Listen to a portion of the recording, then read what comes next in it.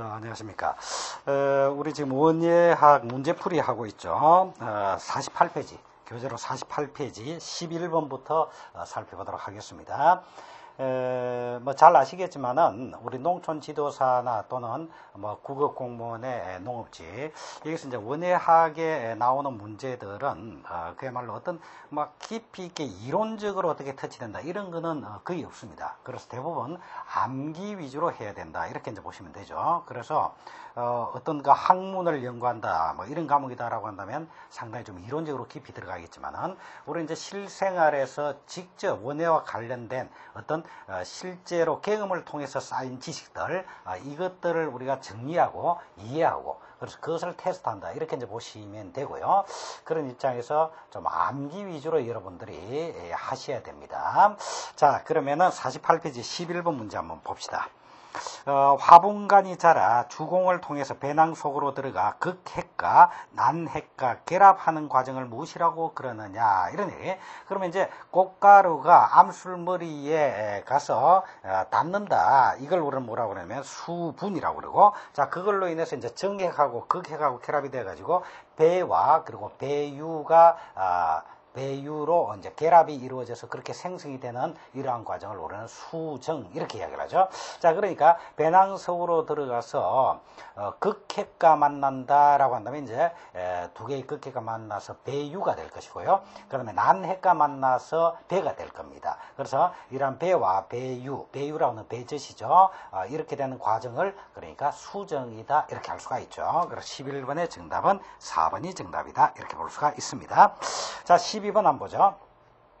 식물의 수정에 필요한 정핵 및 난세포와 같은 생식세포는 어떠한 분열 과정을 거친 후 생성되는가 이랬는데, 우리 이제 생식세포와 체세포는 염색체 EN입니다. 그죠? 그런데 생식세포는 EN이 반으로 줄어들어서 감수분열을 통해서 반으로 줄어들어서 N이 됩니다. N. 그렇죠. 그죠? 그러니까 이건 바로 감수분열을 통해서 그렇게 된다. 이렇게 볼 수가 있겠죠.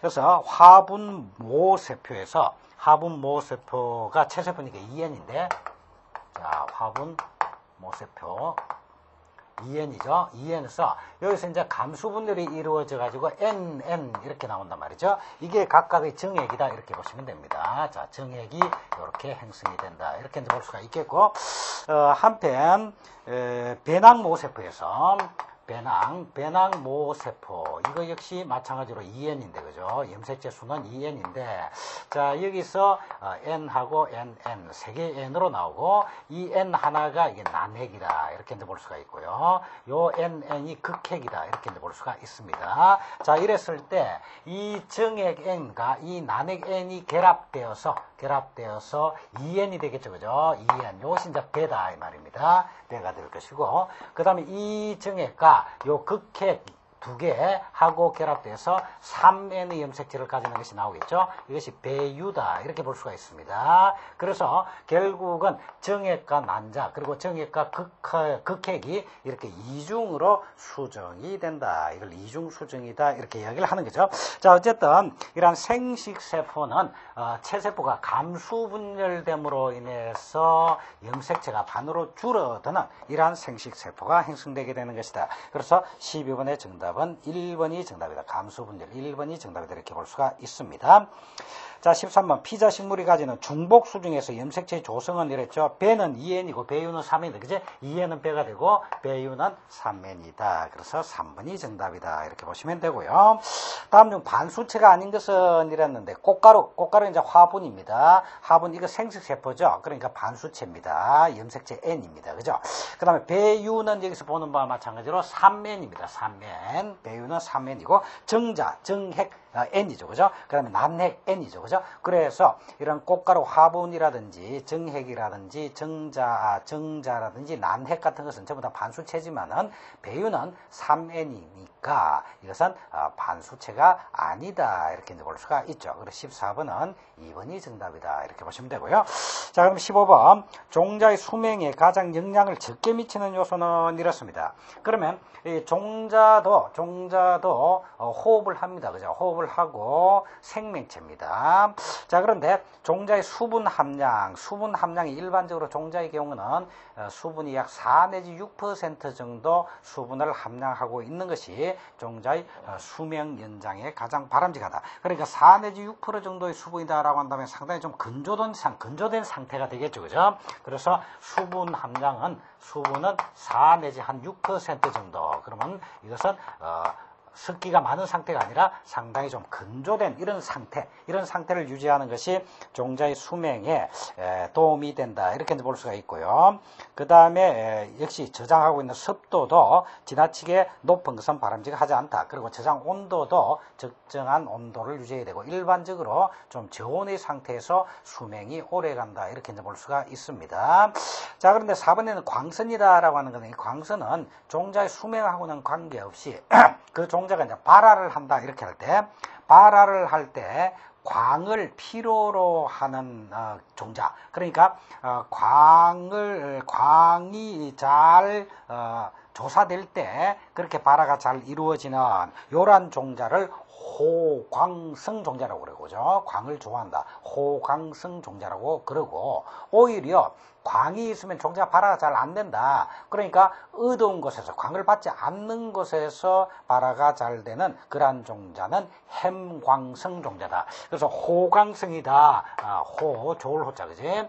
그 다음에 햄은 싫어한다. 그래서 햄광성 종자다, 호광성 종자다라고 하는 것은 이 종자가 발화하는 데에 빛을 필요로 하느냐, 필요하지 않느냐라고 하는 구분에 의해서 나오는 겁니다. 그죠?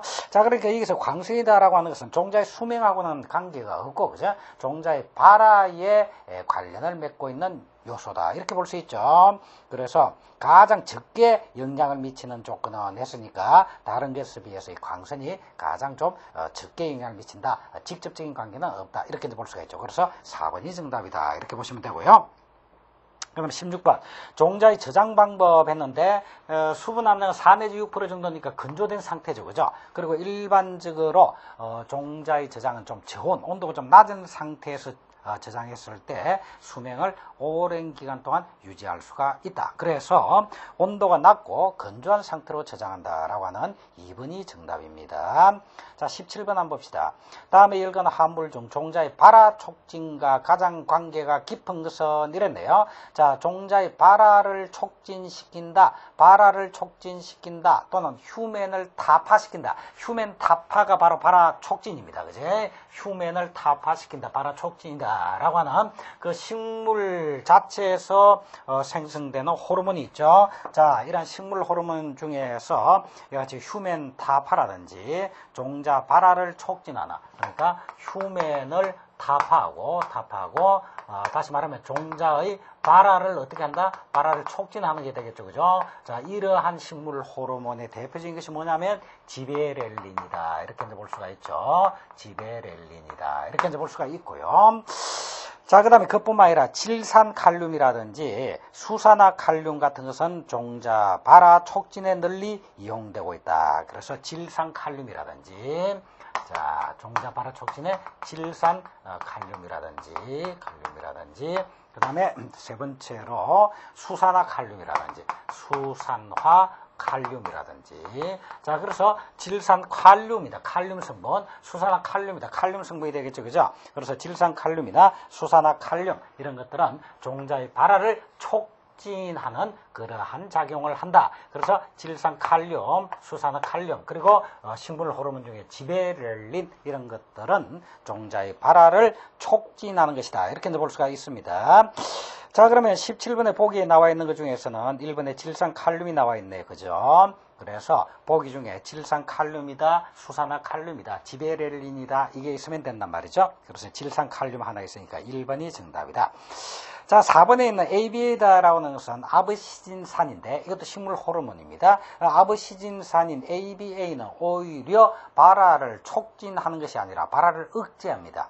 발화를 억제하니까 휴멘을 타파하는 것이 아니라 휴멘을 유도한다. 이렇게 이제 볼 수가 있죠. 자, 그래서 17번은 1번이 정답이다. 이렇게 볼 수가 있고요. 자, 이제 18번 한번 들어가 봅시다.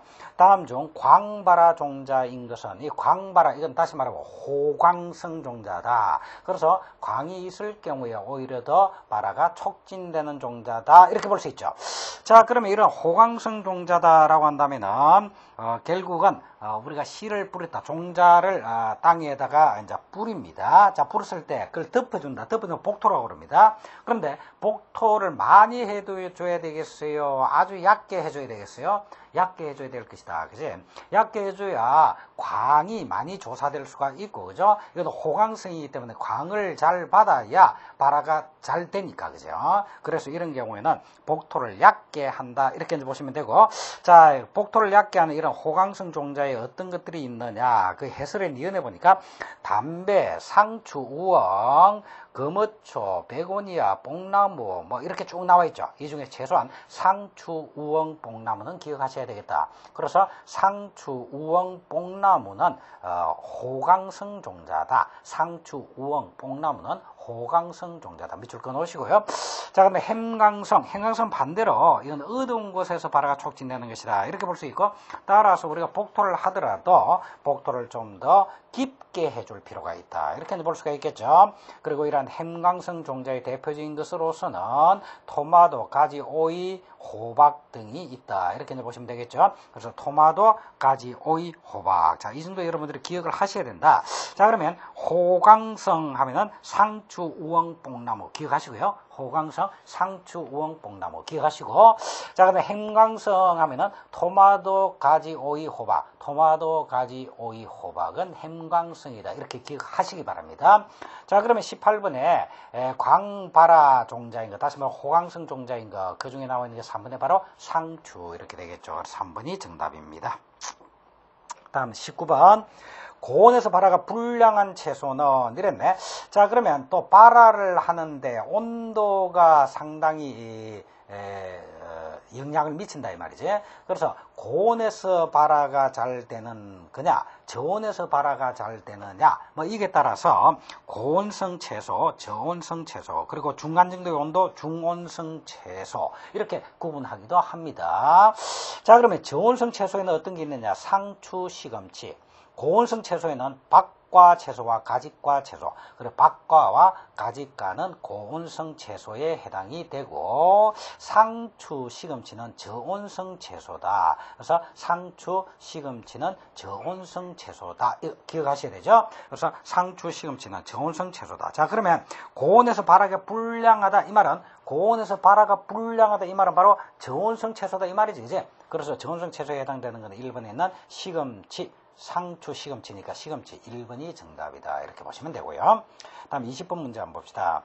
종자 발화에 가장 크게 영향을 미치는 제일 중요한 환경은 뭐냐라고 했는데, 자, 종자가 발화된다. 이게 가장 크게 영향을 미치는 요인은 수분입니다.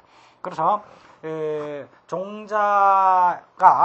종자의 이제 수분이 점점점 많아짐으로 인해서 결국 종자의 종피가 안에 수분이 쭉 들어서 세포가 확장됨에 따라서 종피가 찢어집니다. 종피가 찢어지면서 발화가 이루어진단 말이야. 그렇죠? 그러니까 수분이라는 요소가 제일 중요하다. 이렇게 볼 수가 있고요.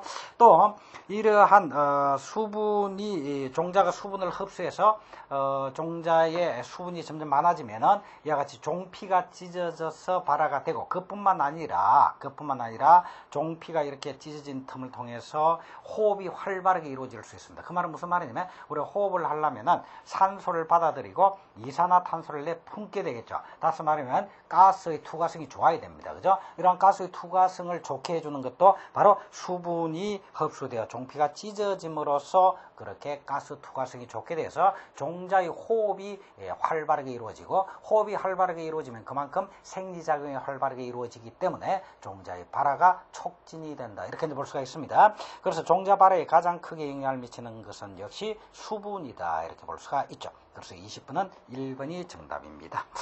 자, 21번. 다음 중 무배유 종자는 했는데, 배유가 없는 종자. 배유라는 게 배의 젖입니다. 배에다가 영양분을 공급하는 배의 젖. 이 배의 젖이 없는 종자의 대표적인 것은 난입니다. 난. 그래서 난은 배의 젖이 없습니다. 3번이 정답이고요. 다음 22번. 다음 중 식물의 영양 생장 기간은, 자, 우리가 생육상 전환을 보면은 영양 생장과 그리고 생식 생장 이렇게 나누는데, 그 전환점 어디게 있냐면 종자가 이제 발화를 한다 이 말이지. 자, 종자가 발화가 된다. 발화가 돼서 쭉 가면 꽃이 핍니다. 그래서 하와가 분화돼서 꽃눈이 분화돼서 이제 꽃이 필 거죠. 자, 꽃이 필고 그것이 열매가 맺어져서 이 열매가 다시 이제 종자가 된다. 그럼 그 종자가 다시 발화한다. 이렇게 이제 볼 수 있죠. 결실된 것이 바로 종자가 될 것이고, 이 종자가 다시 발화하고 이것이 다시 꽃이 피고 열매가 맺어지죠. 자, 이러한 생육상을 거치게 된다라고 하는 거죠. 자, 그런데 이런 발화에서 하와가 분화되기 전까지의 이러한 생장을 영양생장이다 이렇게 이야기를 하죠. 그죠? 그리고 하와가 분화돼서 결실이 이루어진다. 이런 결실이 이루어진다라는 말은 이 결실 자체가 종자화되어서 바로 생식이 가능하도록 되는 것이다. 이게 바로 생식생장이다. 이렇게 나누어 볼 수가 있습니다. 자, 그래서 영양생장 기간은 했으니까 발화에서 하와 분화까지, 발화에서 하와 분화 전까지 이게 영양생장이다. 그래서 3번이 정답이다. 이렇게 볼 수가 있죠. 그 다음에 23번. 다음 중 하와 분화의 설명으로 잘못된 것은 했는데, 생육상의 전환이다. 맞죠? 영양생장과 생식생장의 전환되는 그런 생육상에 해당된다. 이렇게 볼 수 있고, 생장점이나 여백에서 꽃으로 된 원기가 생겨나는 것, 꽃눈이 생겨나는 게 화분화입니다. 자, 그 다음에 4번에 뿌리 채소의 화분화는 바람직하지 못하다라고 했는데, 자, 뿌리 채소의 경우에는 영양분이 뿌리에 저장이 됩니다. 뿌리에 저장이 되어서 그 뿌리를 우리 사람들이 식용으로 사용하는 채소, 이게 바로 뿌리 채소입니다.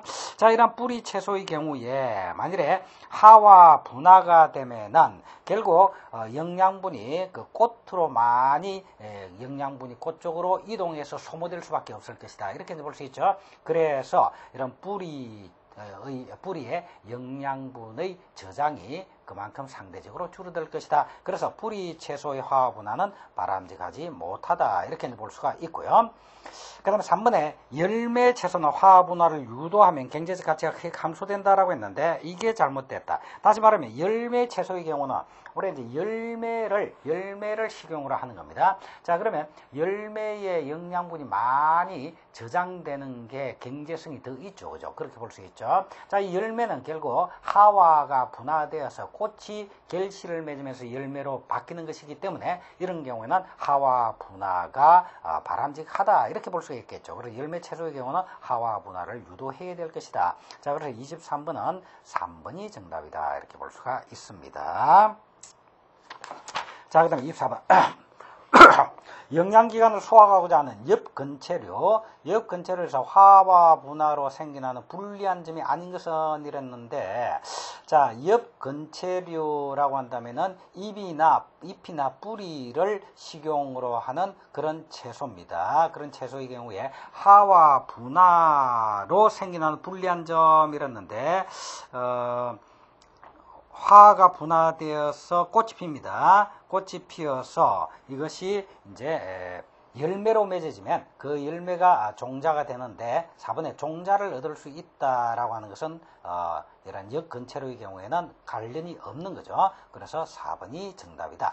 자, 25번. 채소의 화학 분해에 미치는 저온 처리 효과, 저온 처리, 춘화 처리다라고도 이야기를 합니다. 그래서 채소의 화학 분해에 미치는 저온 처리 효과를 가장 잘 설명한 것은 이랬는데, 자, 이번에 보니까 종자 춘화행 채소는 종자 때부터 저온에 감응한다 그랬죠. 자, 이것이 맞습니다. 그래서 우리 이제 저온 처리, 춘화 처리라고도 합니다. 그래서 화가 분화되기 위해서는 춘화의 과정을 거쳐야 된다, 이런 이야기지. 그런데 춘화다라고 하는 것은 바로 저온 처리를 말합니다. 그런데 이런 저온 처리인 춘화를 언제 해주느냐, 종자인 상태에서 해주느냐, 또는 녹식물 상태에서 해주느냐 여기에 따라서 우리는 종자춘화형 채소 그리고 녹식물 준화형 채소 이렇게 크게 두 가지로 나눠볼 수가 있습니다. 자, 그래서 여기서 이제 종자춘화형 채소의 경우는 종자 때부터 저온에 감응을 한다 이런 얘기지. 그래서 종자 때에 저온 처리를 한다 이렇게 볼 수가 있고요. 그다음 녹식물 준화형은 식물이 일정한 크기에 달한 후에 저온 처리를 해줘야 된다 이런 얘기지. 그럼 일정한 크기에 달했다라고 하는 것은 어떻게 볼 것인가? 엽록소가 형성된 시기 정도 이렇게 볼 수 있고, 엽록소가 형성된 시기를 녹책이다 이렇게 이야기를 합니다. 녹책, 이건 이제 엽록소가 형성된 시기다. 그래서 엽록소가 형성된 시기 이때는 보통 끝으로 보일 때는 어떠한 현상으로 보이냐면 본잎이 그 식물에서 본잎이 나올 때 잎이 보통 한 1 내지 3매 정도 1 내지 3매 정도의 엽이라고 하는 게 잎이죠. 본엽이 달려있는 그런 상태 정도가 되면 이때 보통 녹책이다 이렇게 이제 볼 수가 있고요. 이런 녹책이 때 준화 처리를 해주는, 다시 말하면 저온 처리를 해주는 그러한 식물을 녹식물 준화형이다 이렇게 이야기를 합니다. 자, 그래서 2번에 보니까 종자 준화형 채소는 종자 때부터 저온에 감응하기 때문에 종자 때 준화 처리를 한다. 그래서 2번이 맞는 말이고, 4번에 보니까 녹식물 준화형은 식물체의 크기에 관계없이 저온에 감응한다라고 하는데 그렇지 않습니다. 어느 정도 엽록소가 형성된 시기가 되어야만이 저온에 감응하기 때문에 이러한 엽록소가 형성된 시기에 저온 처리를 해준다 이렇게 이제 봐야 되겠죠. 자, 그래서 25번의 정답은 2번이 정답이다.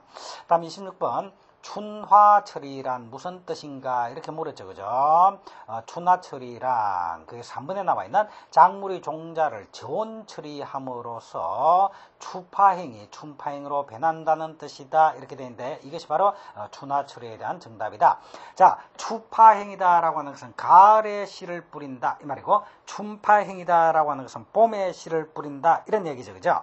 자, 그런데 가을에 씨를 뿌리면은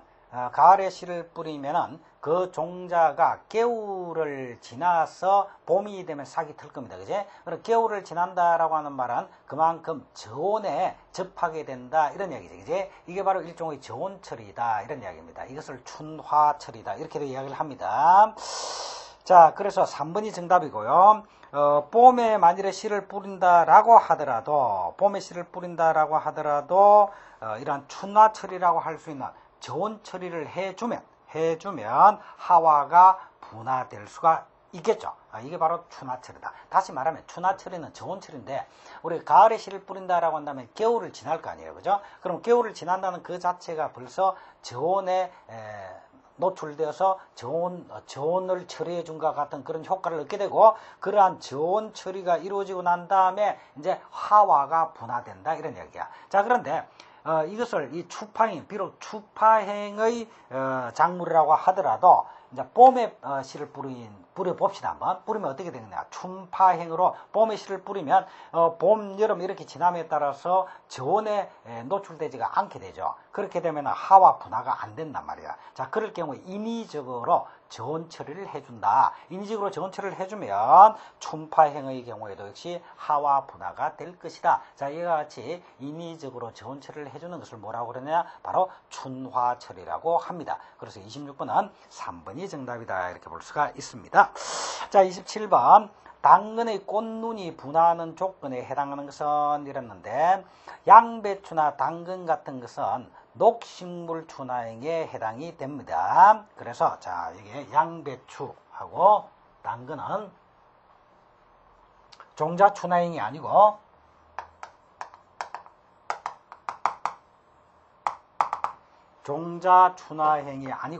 녹식물 춘화행에 해당된다.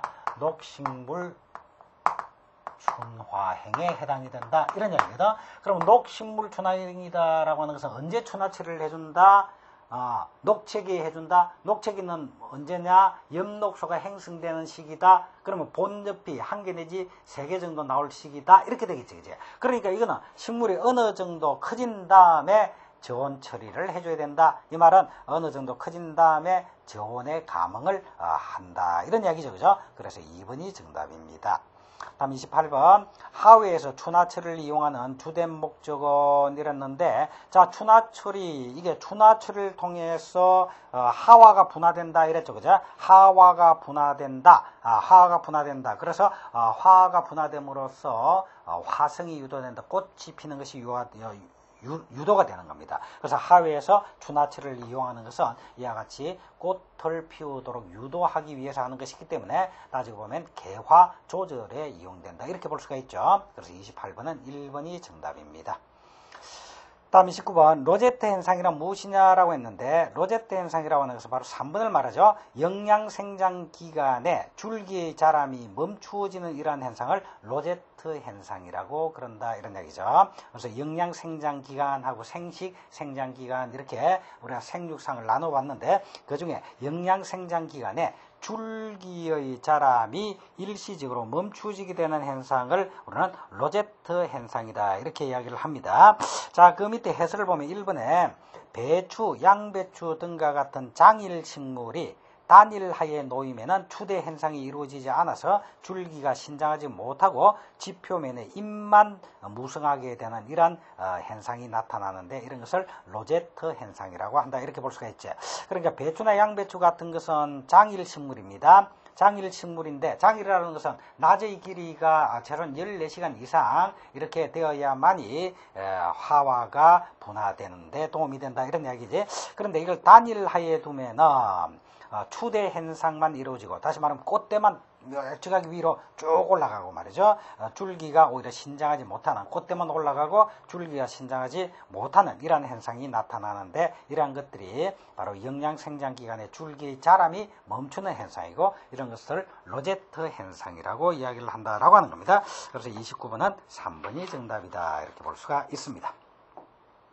자 이제 30번 한번 봅시다.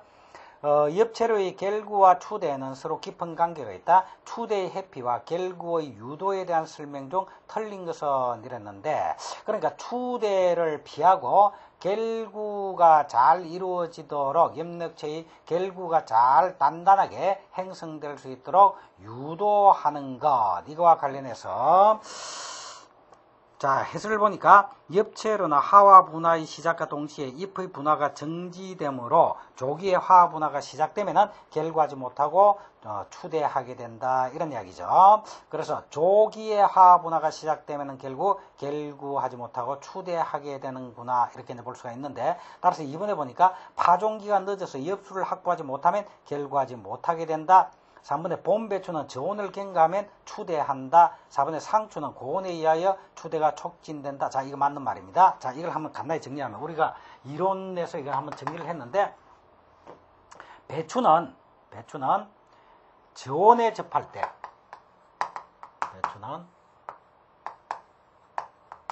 배추는 저온에 접할 때 하와 분화와 동시에 추대가 이루어집니다. 동시에 엔더라는 말입니다. 그리고 추대가 나타난다. 이렇게 볼 수가 있고요. 상추는 배추와는 달리 저온에 접할 때가 아니라 고온에 접할 때, 고온입니다. 고온에 접할 때 하와 분화와 추대가 나타난다. 하와 분화와 추대가 나타난다. 그래서 이런 배추와 상추는 하와가 분화되고 추대되는 현상을 유발시키는 것이 온도 조건이 다릅니다. 그래서 배추의 경우에는 저온에 접할 때 하와 분화와 동시에 추대 현상이 나타나고요. 상추의 경우는 고온에 접할 때 오히려 하와 분화와 추대가 나타납니다. 자, 그래서 4번에 보니까 상추는 고온에 의하여 추대가 촉진된다. 맞는 말이죠. 그 다음에 3번에 봄배추는 저온을 경과하면 추대한다. 이것도 맞는 말이죠. 그죠? 그리고 2번에 있는 파종기가 늦어서 엽수를 확보하지 못하면 결구하지 못한다. 이것도 맞는 말입니다. 그래서 2번, 3번, 4번은 맞는 말이고 1번은 틀린 말이다. 이렇게 볼 수가 있죠. 그래서 30번은 1번이 정답이다. 자, 31번. 꽃눈 행성이나 추대 현상 때문에 상품 가치가 떨어지는 채소는 이렇죠. 꽃눈이 형성된다. 이게 하와가 분화된다 이 말이지, 그지? 그리고 추대된다라고 하는 것은 꽃 때만 멀쩡하게 쭉 올라가는 걸 추대라고 그럽니다. 자, 이런 것으로 인해서 결국은 결구가 단단하게 형성되지 못하고 그렇게 됨으로써 상품 가치가 떨어지는 이러한 채소가 바로 뭐냐? 배추, 상추 이런 것들입니다. 그지? 그래서 배추와 상추 이런 것들이다. 그래서 2번에 배추가 나와 있으니까 2번이 정답이다. 이렇게 볼 수가 있습니다. 자, 32번에 상추의 화합분함이 추대를 일으키는데 영양이 가장 큰 상추요인데 상추는 화합분화가 추대가 이루어지는 조건 고온으로 인해서 이렇죠. 그죠? 그리고 고온 3번이 정답이다. 이렇게 볼 수가 있습니다. 자, 그 다음에 33번 한번 볼까요? 다음 중 휴멘의 정의를 바르게 나타낸 것 같은데 2번이 정답이죠. 작물이 일시적으로 생장활동을 멈추는 이러한 현상을 휴멘이라고 합니다. 자, 그러면 이런 휴면 상태에서는 생장활동이 멈춰지기 때문에 발화되지가 않습니다. 그래서 발화가 되기 위해서는 휴면을 타파시켜야 됩니다. 휴면을 타파시킨다는 것이 그 발화를 촉진하는 것이다. 이렇게 이제 볼 수가 있겠죠. 자, 그런데 그 해설을 보니까 둘째 줄에 원예 식물은 대부분 휴면하며 휴면은 식물 자신이 처한 불량 환경에 대한 극복 수단이다. 이렇게 이제 나와 있죠. 자, 그래서 원예 식물의 경우에 대부분 휴면을 합니다. 대부분 휴면을 하는데 휴면하지 않는 건 대부분 휴면을 하는데 자, 원예 산물은 대부분 휴면을 한다. 그러면 발화되기 위해서는 어떻게 해야 된다? 휴면을 타파시켜야 된다. 그지? 휴면을 타파시켜야 된다. 그래서 휴면이 타파되기 위해서 자기 스스로 식물 호르몬으로서 지베렐린 같은 것을 생성하게 되고 지베렐린 생성으로 인해서 휴면 타파가 이루어진다. 이렇게 볼 수 있죠. 그래서 대부분은 휴면을 합니다. 그런데 원예 산물 중에 휴면이라는 현상이 나타나지 않는 게 몇 개 있다. 이걸 여러분들 기억을 하셔야 되는데 나타나지 않는 게 감, 귤, 포도다. 그래서 감이라는 감귤, 포도. 그래서 감귤, 포도는 감귤, 포도 이렇게 여러분들이 기억하시면 되겠죠. 감귤, 포도는 휴면하지 않는다. 감귤, 포도는 휴면하지 않는다. 이렇게 기억하시고요. 34번에 바로 그 문제가 나왔네. 휴면을 하지 않는 종자는 감귤류 포도 1번이 정답이죠. 그다음 35번. 종자 휴면의 원인으로 가장 거리가 먼 것은 했는데, 그러면 이제 휴면이다라고 하는 것은 종자가 결국 발화되지 않는 그러한 상태로 있게 되는 겁니다. 자, 그렇다라고 하면 그런 원인은 여러 가지가 있겠지만 종자가 발화가 되려면 종피가 찢어져야 되죠. 그런데 종피가 너무 딱딱하게 찢어지지 않는다. 그러면 휴면 상태가 될 겁니다. 이게 경실이라고 합니다. 경실, 딱딱하다. 그 다음에 종피에 산소 흡수가 저해되었다. 그래서 종자가 호흡을 활발하게 해서 이렇게 발화되게 될 것인데 산소 흡수가 저하된다라고 한다면 이런 호흡이 활발하게 이루어지지 못해서 결국 휴면 상태가 유지되게 될 것이고, 그 다음에 종피의 기계적 저항이다라고 하는 말은 종피 자체가 어떤 물리적으로 저항한다. 물리적 저항이다라고 하는 것은 종피 자체의 껍질이 너무 질기다. 껍질이 너무 질겨서 찢어지지 못한다라든지, 그 다음에 배가 미숙하다. 배가 미숙하면은 배가 이제 발화 싹이 떠야 되는데 배가 미숙하면은 미숙된 상태에서 싹이 안 뜨겠죠. 그 다음에 발화 억제 물질이 존재하고 있다라고 한다면은 역시 또 발화가 안 될 것이고 이게 바로 휴면이 되게 되는 원인이 될 것이다. 이렇게 볼 수가 있습니다. 자, 그래서 35번은 1번, 2번, 3번은 이와 같이 휴면의 원인이 되는 것이고 4번은 관계없는 것이다. 그래서 4번이 정답이다. 이렇게 보시면 되겠습니다. 자, 36번. 다음 중 원예 식물의 휴면을 잘못 설명하고 있는 것은 했는데 여기서 포도나무는 가을이 되면 휴면에 들어간다. 맞습니다. 감자는 수확 후 수주간 휴면에 들어가는 것이 보통이다. 그 다음에 4번에 딸기 휴면 시기는 포도와 비슷하다. 이렇게 볼 수 있는데 마늘은 겨울이 되면 깊은 휴면에 빠진다라고 했는데 그렇지 않습니다. 그래서 3번이 정답인데요. 자, 마늘, 양파 이런 것들은 마늘과 양파 등은 여름이 될 때까지 구가 비대해지고 한여름이 되면 휴면에 들어간다. 이렇게 되는 겁니다. 그래서 이 마늘이나 양파는 오히려 고온에서 휴면에 들어가게 됩니다. 그래서 마늘, 양파는 고온에서 휴면에 들어가게 된다. 그래서 겨울이 되면 휴면에 빠지는 것이 아니라 오히려 한여름에 휴면에 빠지게 된다. 이렇게 볼 수 있습니다. 그래서 3번이 정답이다. 자, 37번 낙엽수의 휴면에 대한 설명으로 바르지 못한 것은 했는데, 자, 낙엽수의 휴면 1. 대부분 8일 중에 자발 휴면에 들어간다. 자, 자발적 휴면과 타발적 휴면 두 개를 구분할 때 밑에 이제 해설에 타발적 휴면이 나와 있죠.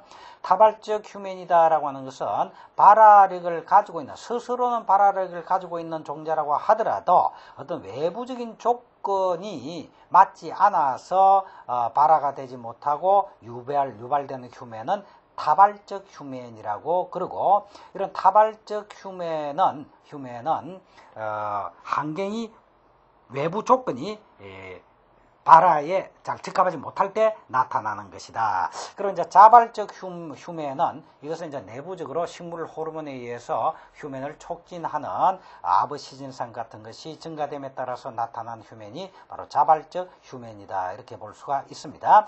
자, 그런데 자발적 휴면과 타발적 휴면과의 관계는, 자발적 휴면이 끝나고 나면은 휴면 타파가 될 것인데, 끝나고 났는데도 불구하고 환경이 여전히 불량하다, 다시 말하면 발화되는데 불리한 그런 조건으로 나타난다라고 한다면 다시 타발 휴면으로 들어가게 됩니다. 자, 그래서 이번에 보니까 자발 휴면이 타파되면 환경이 나빠도 발화한다라고 했으니 이건 틀렸죠, 그죠? 그래서 2번이 정답입니다.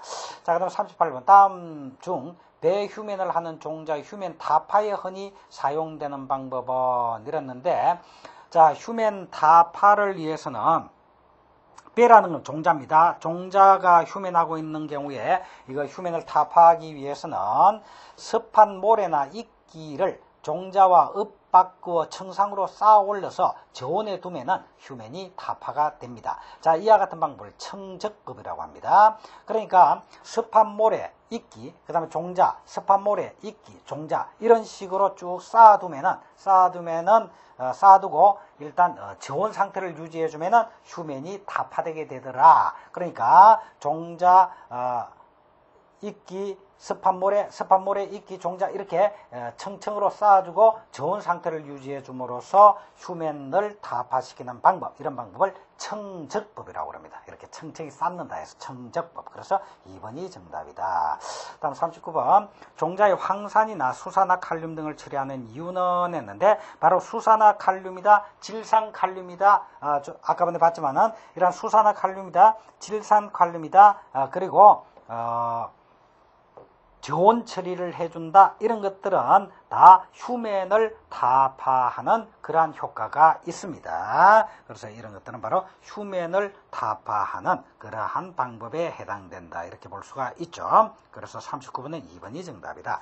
자, 그럼 40번에 식물이 휴면을 하는 근본적인 이유는 뭐냐라고 했는데, 그건 바로 2번이 정답입니다. 자신이 처한 불량 환경을 극복하기 위해서입니다. 다시 말하면 휴면할 때 자신이 충분히 발화해가지고 싹을 틔우고 할 수 있는 그러한 여건이 자기 내부적으로, 다시 말하면 배가 미성숙되었다든지, 그죠? 종피가 너무 딱딱하다든지, 내부적으로 그게 좀 잘 안 되는 불리한 상황이라든지, 아니면 외부의 기온이라든지, 외부의 습도라든지, 외부적 조건에 의해서 그게 잘 안 맞다든지, 이럴 경우에 휴면이 이루어지는 것이다. 그래서 자신이 처한 불량 환경을 극복하기 위해서다. 2번이 정답이고요. 다음 41번 종묘회사에서 생산한 씨앗의 저장 방법은, 종묘회사에서 생산한 씨앗은 무슨 용입니까? 판매용이다. 그죠? 이걸 판매할 겁니다. 그래서 판매하기 위해서 밀봉하여 저장을 해두고, 이 밀봉된 봉지별로 밀봉 단위를 정해서 밀봉에 저장하고 이것을 판매용으로 활용을 한다. 그래서 3번이 정답이다. 이렇게 볼 수가 있습니다. 자, 이렇게 해서 제2장의 문제를 다 풀었고요. 자, 이번 시간 여기까지 하고 이제 다음 시간 연결하도록 하겠습니다. 수고하셨습니다.